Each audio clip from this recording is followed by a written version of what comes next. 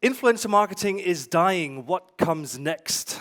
Our next speaker here at the Theatre Hub says, the world is fed up with traditional influencer marketing thanks to never-ending streams of repetitive content, thanks to fake influencers with fake followers, fake engagement, and fake likes. The death of traditional top-down approach is inevitable. A fundamental change is happening in consumer behavior, and all change brings new opportunities. Today we will learn how these new opportunities look like. Please welcome, with a big round of applause, award-winning business development expert, marketing and business strategist, and community builder, Jeremy Procetio.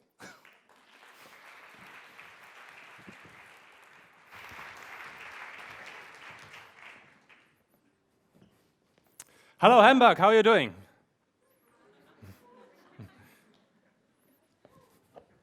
Well, isn't it funny?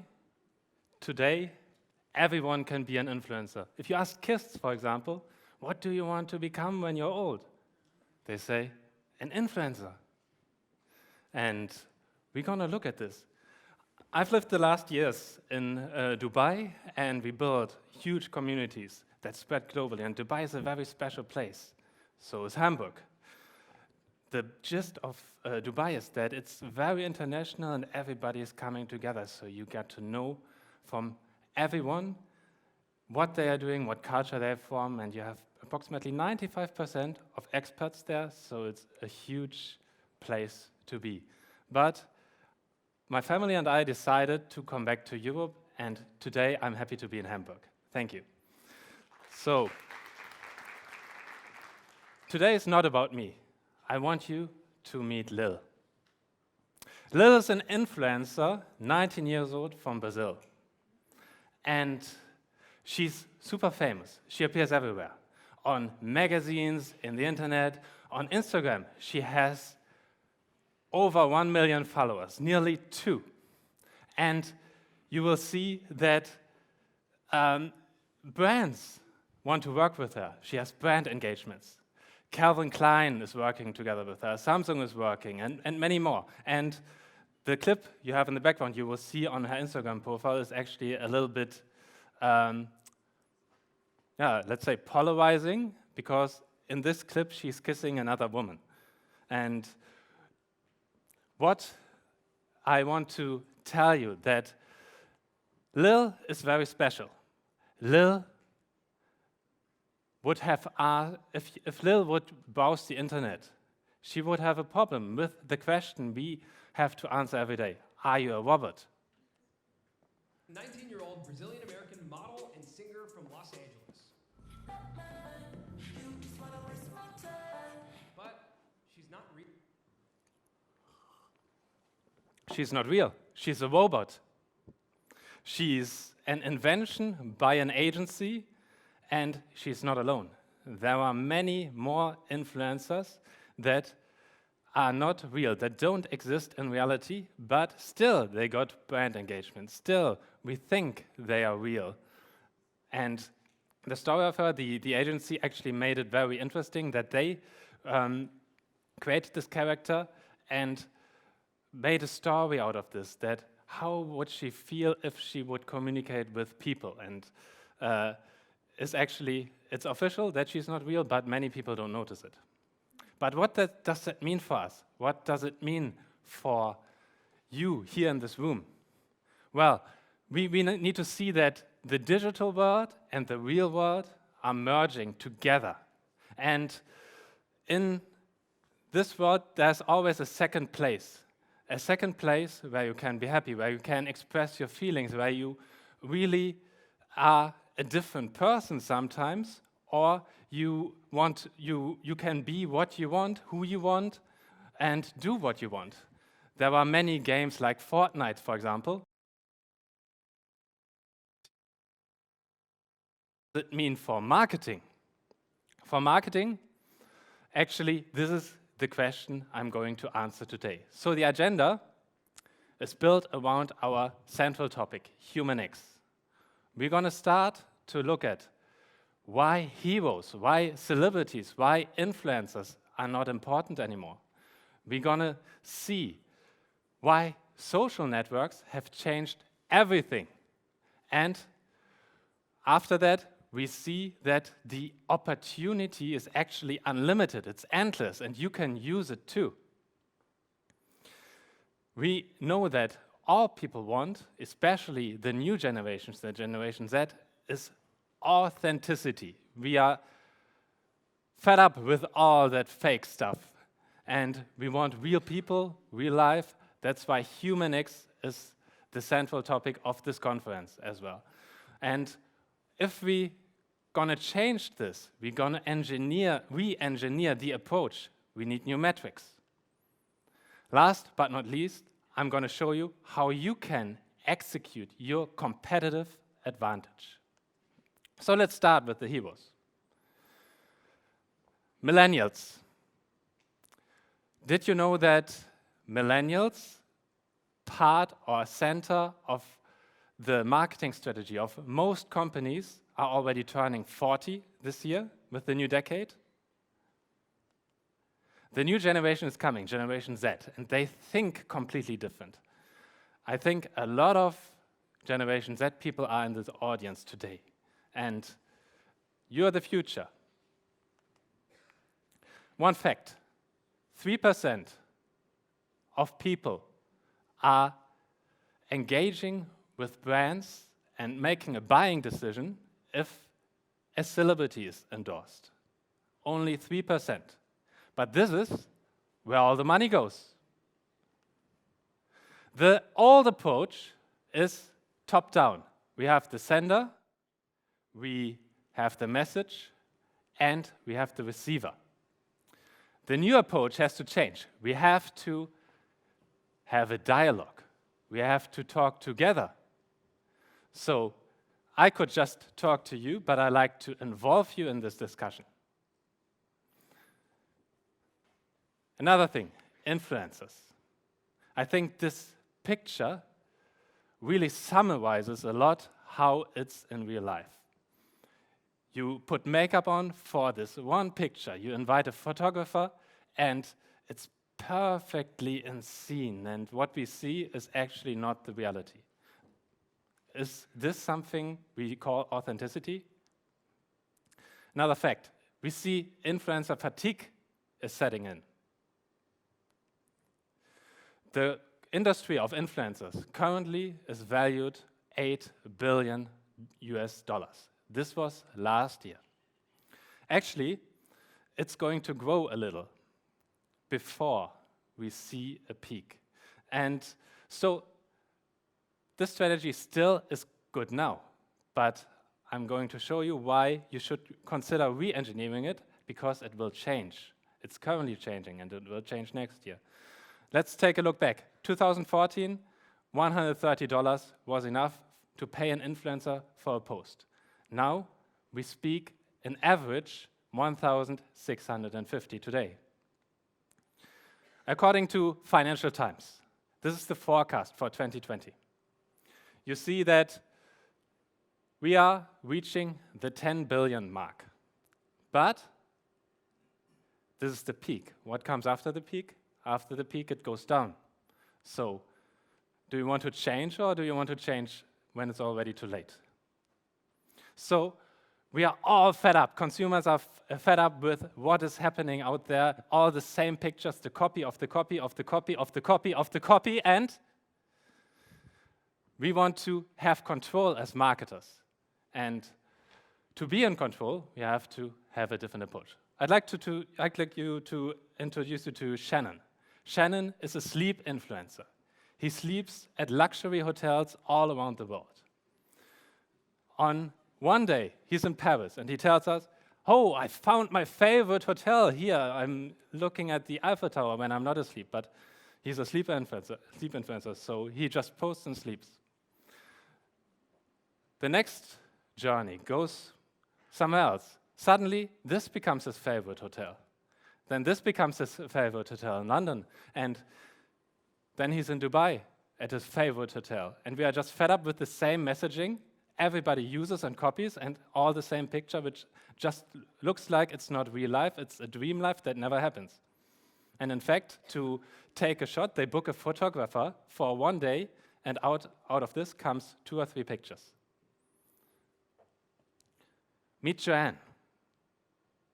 I'd like her to speak. Good morning, guys. Oh my God, look at the state of me. I'm so sorry. I'm only just awake. I woke up a bit late. I have a few meetings today. I have a few little secret things coming out that I can't tell you about right now. But yeah, all will be revealed later when I'm back in my jammies and I have my hair mask in and my face mask. I'll talk to you later, guys. Bye. Simple, really. When you're a popular influencer like me, you can get your followers to do anything. I just imported a load of makeup from China. I never package it, I know, and then I sell for extortionate prices. How did I get all these followers, you ask? I bought them. There's a load of websites now that sell you followers. They'll even like your post game.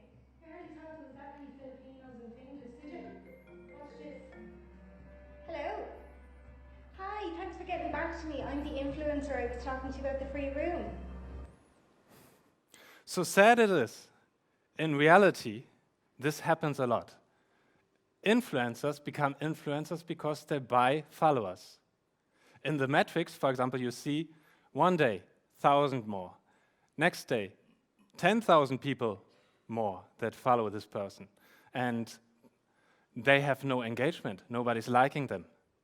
And let's look at behind the scenes, because it happens every day. And if you work in a company, for example, where you are actually doing the sponsorships, you give out products, you're in the marketing department, you get letters like this.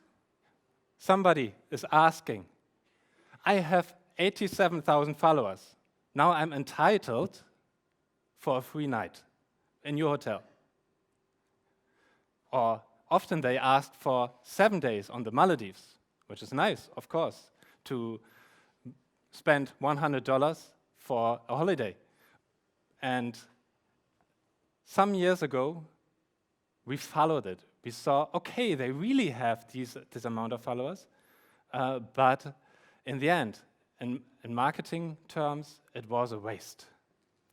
In fact, this all amounts to $1.3 billion in loss with fake followings.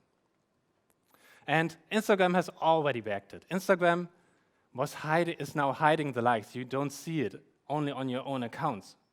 Because what did they do? There was no engagement, so I just bought likes. Had people in the Philippines, had people in China. There were click farms, for example, where they have thousands of telephones and a robot is clicking the like. And Instagram says, no, we don't want more money from the brands. We just wanted to hide it. There's nothing in this theory. But where the truth is, maybe the truth is somewhere in between. I don't want to do any judgment. It's just a fact. You will see it in the Financial Times. There's a different approach. If I'm a brand, this is General Electric, for example.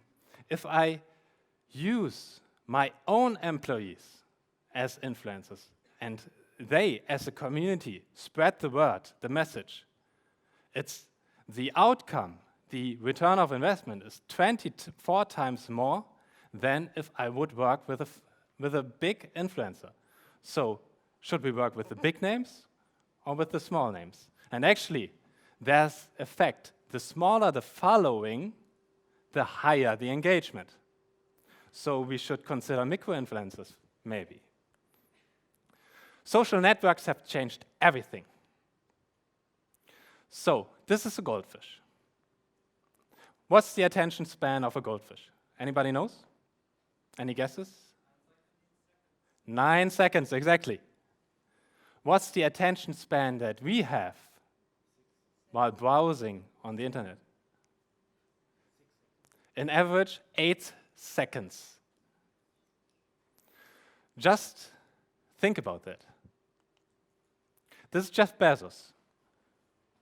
Jeff Bezos, founder of Amazon, told, if you make customers unhappy in the real world, they will tell 6 friends. on the internet and social networks, you have to multiply that by 1,000. Communities, traditionally, in the old world, some years ago, not long, you were joining, let's say, a community in your private life. You were going to the fireman, the motorcycle club, the kindergarten, or I don't know, whatever you do. And this has completely shifted to online. So borders disappeared. And they are continuing to disappear. Who does yoga here? Oh, lots of people. Who knows Lululemon? More people. Great. So they've done a really good job in terms of marketing, that more people in this room know Lululemon than people who really do yoga. But you should, and for the rest, if you don't know Lululemon, it's a multi-billion-dollar company who actually redefined how you do yoga. They've redefined by building a community. They were building a tribe of people who share the same interest, people who want to be healthier, have a healthier lifestyle, and not only do yoga for just doing sport, but to change the quality of their life. And what we've seen is if we look at their website, for example, it's like a blog. It's like something you go to and you get the knowledge all about yoga. So what connects tribes? Tribes are connected by passion, by a shared interest. And the opportunity, as mentioned, is unlimited. So how can you use it? Let's come to the definition. What do we need to build a tribe? If we want to build a tribe, we have to have a leader. We have to have them connected to an idea. And that's it. Super easy, isn't it? Why are people joining tribes? Because of their own identity. And I want to know, when I join this tribe, what does it do for me? I feel safe and I feel connected. Because I'm like this, and this is my identity. And there are other people like me, so I feel safe. Let's look at Harley Davidson. Maybe this is not the classical picture you expected when thinking of Harley Davidson. But Harley Davidson is serving different communities. Harley Davidson has, for example, the lady drivers, they have the young drivers, they have the rebels who just escape from the normal life into another life. Who knows Apple? Who likes to eat apples? Apple actually is a brand for artists. A brand for artists that use their machines, their devices, their computers, their phones to create something. This is where they started. Maybe you don't know. I will come to that later. This is the adoption curve. If you launch a new product, you start, you have innovators, people who just want to try anything out that is new.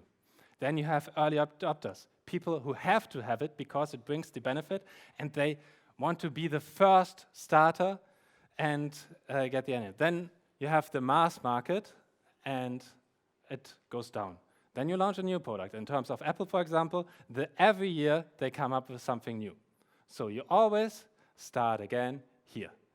You always start again. If we compare Apple with Nokia, who still has a Nokia phone? One person in this room. Who has an Apple phone?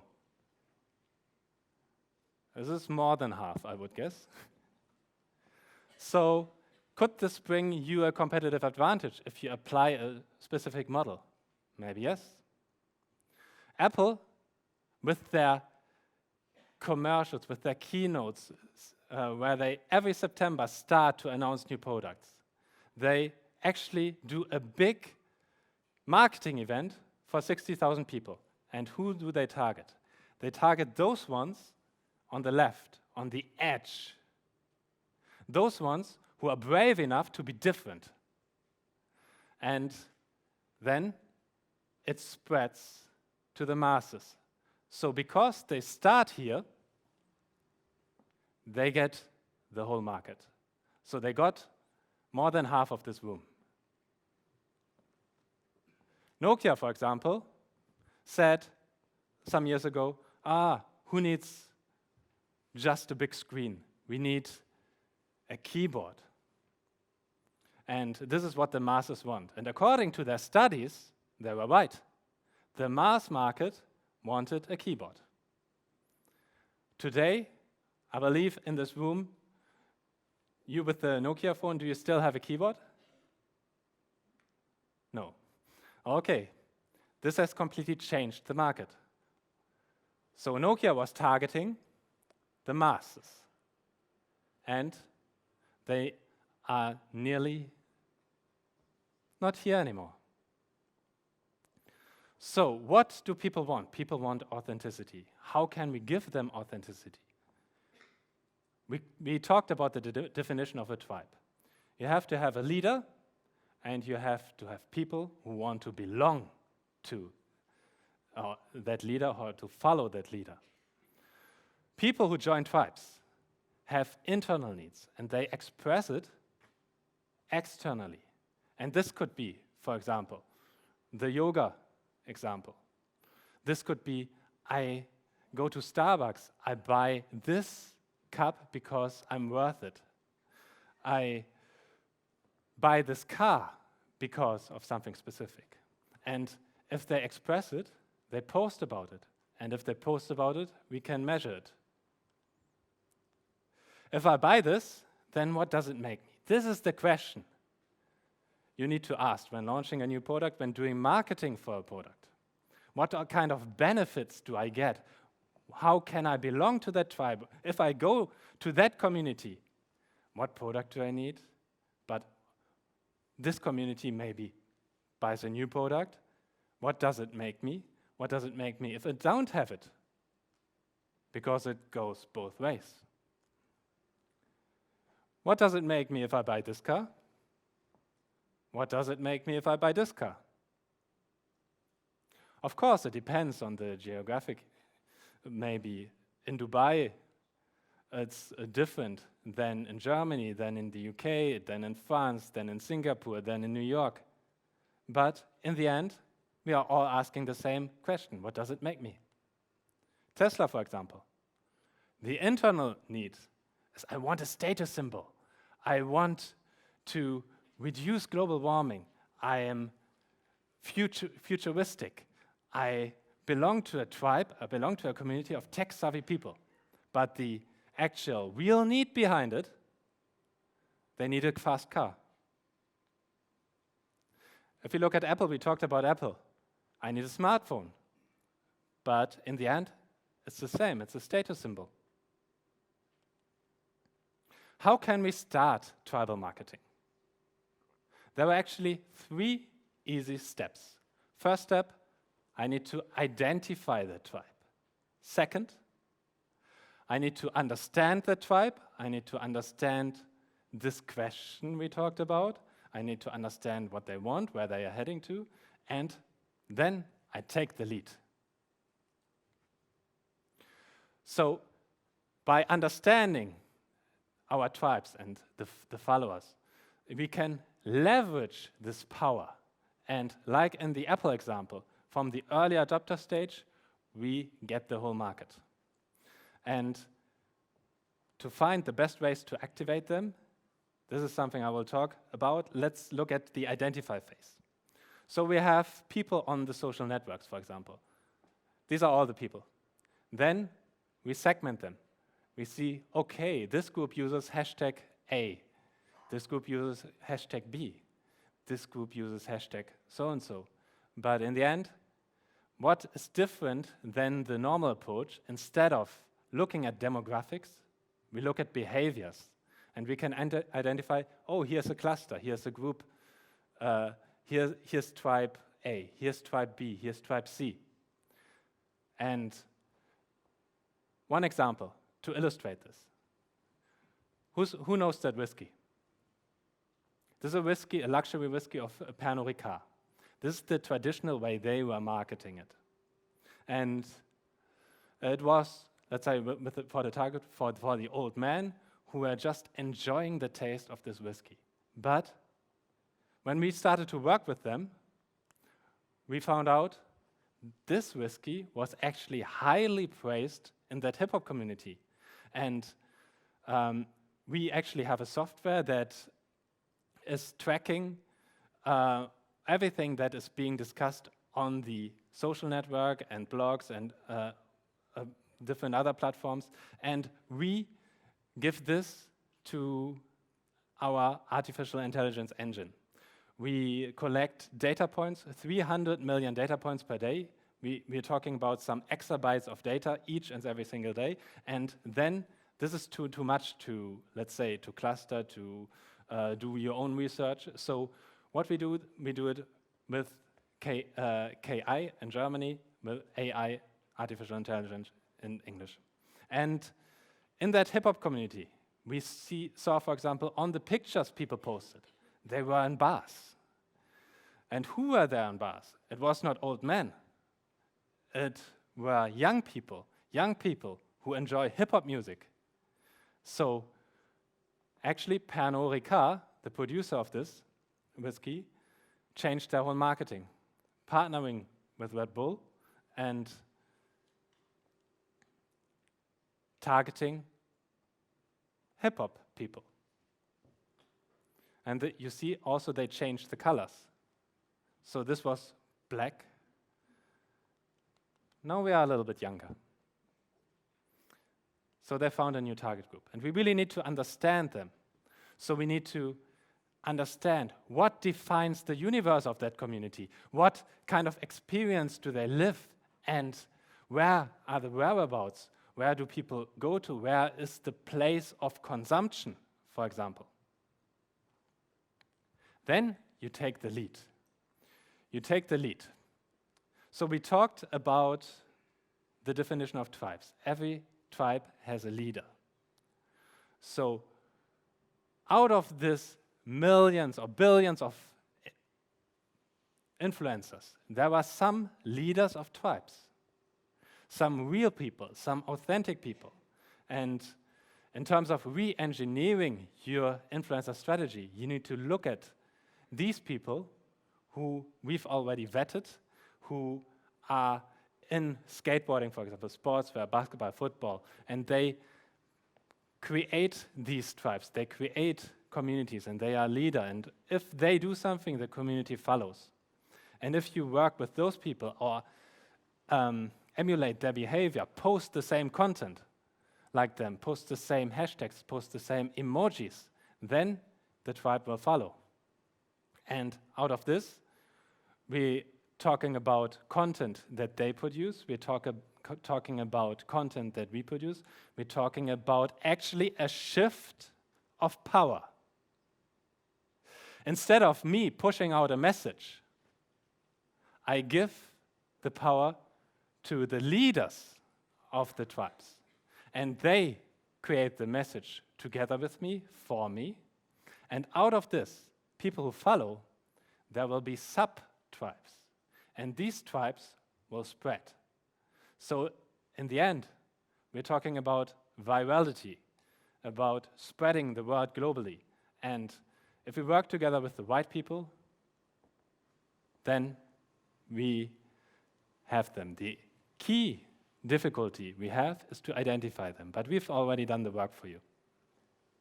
So if we change the approach, we need to change the metrics.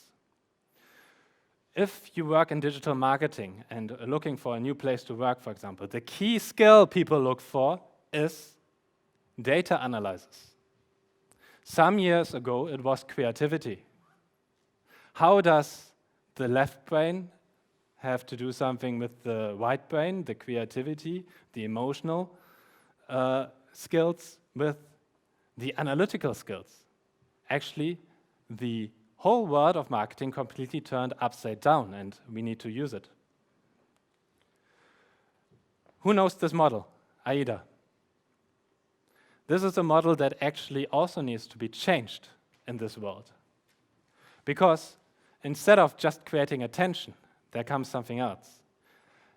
We create attention, then people start to Google, they search, and in the end, if they like it, they will share it.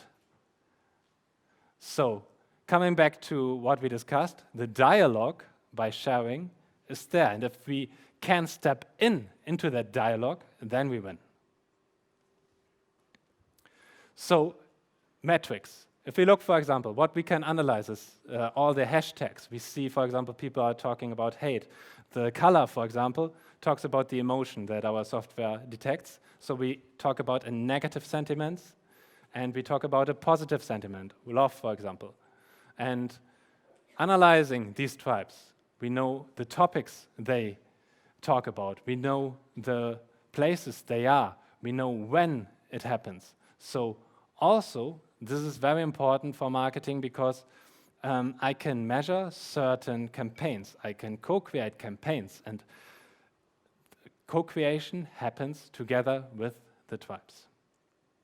What we do is, at Linkfluence is that we are redefining the strategy. What we discussed so far is until the understanding phase, and we also vet influencers. Really look at who is leading that tribe. Is this a real person leading that tribe or not? And then you can define, for example, does this person who's leading that tribe fit to my brand values? And then it has an influence on my brand health, and so on. In the end, we also, of course, after we execute and cooperate with that influencer, with that leader of a tribe, then we can track them. So it's a give and take, it's a constant observation. Last but not least, how do we execute? We have to be fast, guys. The new generation is coming. But instead of me talking about how we do it, we asked Lacoste, one of our customers. This is Mike Lecky. I'm a Market and Business Insight Manager at Lacoste. I work within the marketing department of the brands and more especially in the consumer and market insight department. I think when you're building personas, there are two ways to approach it. The first one is a top-down approach where a brand will say, okay, this is my brand platform and this is my persona, basically. This is my strategic target. And those are the different values that he has or his different expectations relating to my products or my services and so on. And there's a more bottom-up approach where you will basically crunch data and identify patterns in data, either social data, but also more consumer-led data, such as focus groups and so on. And then you put a layer of conceptualization on top of those data. When I build personas, I usually start from the concept of the persona. So I'm looking at what are the expectations, values, attitudes of the persona. And then I will basically translate those into social data proxies. So all the different types of indicators that we can find on a consumer profile, social accounts. So the way he describes himself, for example, is he an entrepreneur or a student or a blogger? And what are his topics of interest? So is he, for example, a food blogger or a sports blogger, and so on.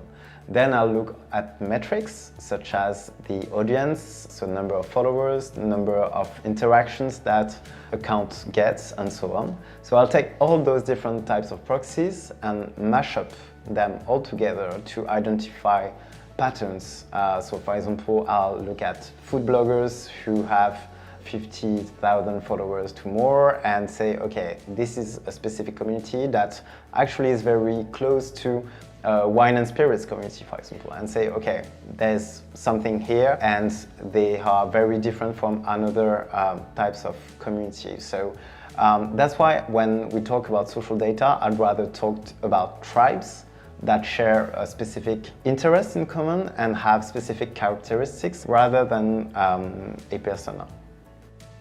Social data is a very exciting field of study, basically, because sometimes you won't find your persona online, or you'll find personas that you didn't expect, actually, and different tribes that you wouldn't find in the real life. For example, e-boys and e-girls, who are quite popular in 2018, are basically a community or a tribe that was born on TikTok, the music platform.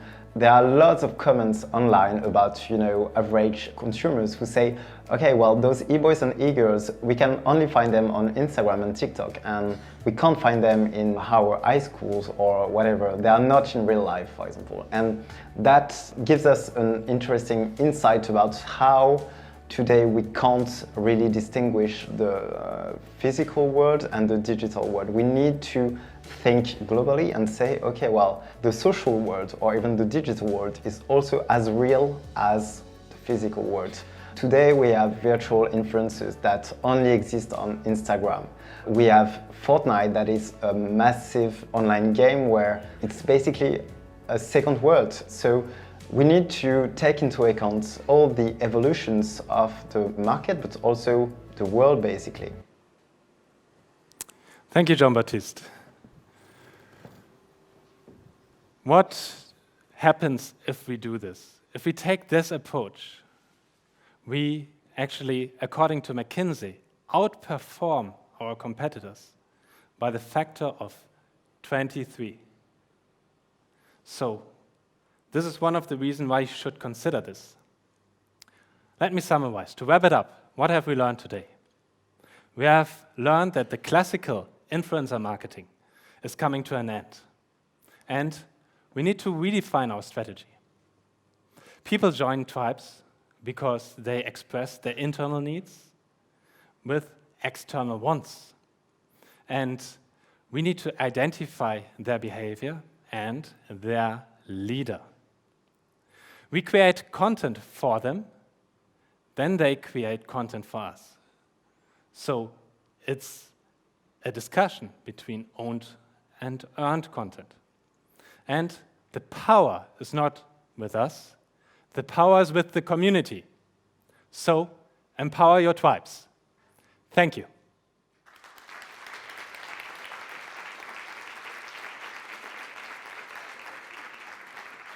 For questions,